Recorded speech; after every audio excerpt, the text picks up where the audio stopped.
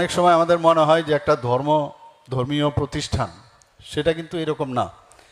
এটা একটা আমাদের আধ্যাত্মিক ঐতিহ্য, তাছাড়া আমাদের একটা সাংস্কৃতিক আত্মমর্যাদা এবং একটা অটুট যে বিশ্বাস, সেই বিশ্বাসের একটা চিরন্তন প্রতীক।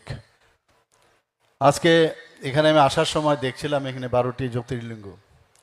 সেই দ্বাদশ জ্যোতির্লিঙ্গের মধ্যে কিন্তু প্রথম যে জ্যোতির্লিঙ্গ সেটা হচ্ছে সোমনাথ, এবং তার স্থান কিন্তু সর্বপ্রথম। এবং এটাকে সামনে রেখে আমাদের আধ্যাত্মিক যে বিষয়, ভারতবর্ষ আধ্যাত্মিক দেশ হিসাবে সারা পৃথিবীতে সবাই জানে, এবং তার যে ঐতিহ্য সেটাকে সামনে তুলে ধরাই এটার মেইন উদ্দেশ্য।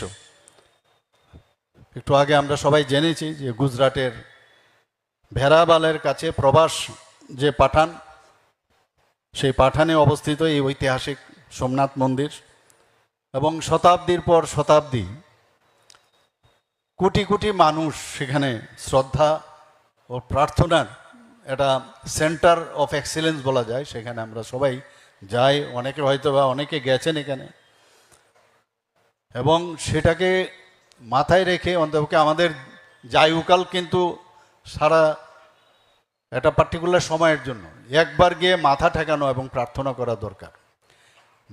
নিজের পরিবার, দেশের এবং সাধারণ মানুষেরও জন্য সেখানে প্রার্থনা করা আমার মনে হয় আমাদের সবার উচিত। এটার ইতিহাস যদি আমরা দেখি, সেখানে প্রাচীন ভারতের